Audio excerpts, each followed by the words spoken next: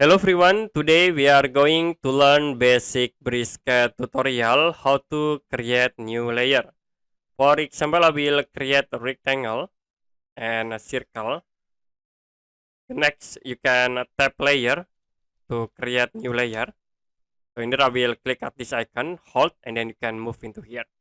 You also can increase the size of the layer dialog box. To create new layer, you can click this plus icon, and then I will set the name into red. You also can change the color into red color. Click close. And then to apply, you can select the object, go to properties, and then you can change layer in here into red. Okay, that's it for basic BricsCAD tutorial, how to create new layer.